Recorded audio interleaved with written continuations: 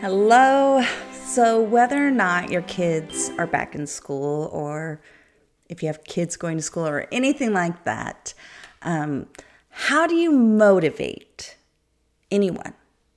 I mean, how do you really motivate them?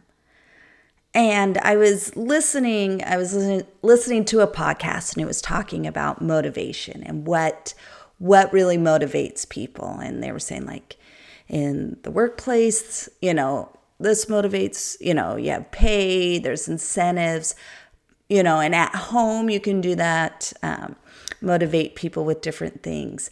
And I started thinking about what really motivates.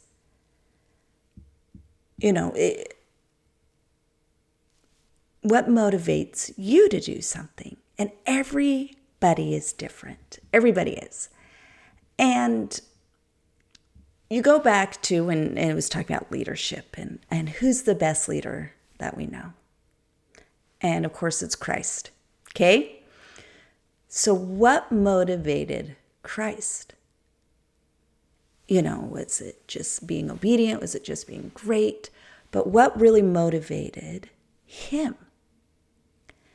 And what motivated Christ, when everything's said and done, was his love for us. Okay, so his love for God, his love for all of us was his motivation. So how do you take that, with everything else? How do you take that idea and put it into everything else? Well, obviously it doesn't fit smoothly into everything. And sometimes you can oversimplify, which I'm doing. And I know not everything can be oversimplified. But if you think about, I always tell my children, if you love me, kind of follow my rules. That's kind of wrong. But I want them to do it more out of love than out of fear of getting in trouble, if that makes sense. And I know, my son Max, and I would always tell his teachers at the beginning of the school year, if you sincerely, obviously not love him, but if you like him, he knows it. And he knows if you're BSing him, and he knows if you're just pretending. But if you sincerely like him, he will do anything for you.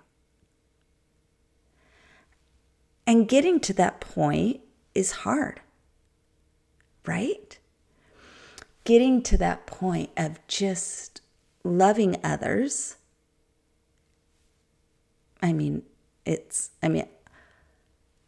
Is Christ-like and is very, very, very hard. And so when you hear the Beatles song, All You Need Is Love, yes, but there's more to it. I don't expect anybody to be perfect in this at all, because that's what kind of we're here to do, is try to become more Christ-like. But to think about that in the back of your mind when you don't want to do something, and think about why. And so I'll give you an example of a way I've tried to do it. So the way I've tried to do it is I hate dinner. I hate making dinner. You guys have heard this. I've done my thing. I hate making dinner. But I love my family. And I know when I make dinner, our nights go smoother. And having a smooth night, and I love that, as opposed to, for all of our family to come together and eat. It just brings order to our home. And so if I think about that, it's actually easier to do. Does that make sense? So I don't know how to love your boss that maybe you don't like, or to love people, but you got to think about the motives. Christ did not do what he did for the glory. He did it for love. And so when you're doing something, and again, it's just you. Don't judge other people as to why they are.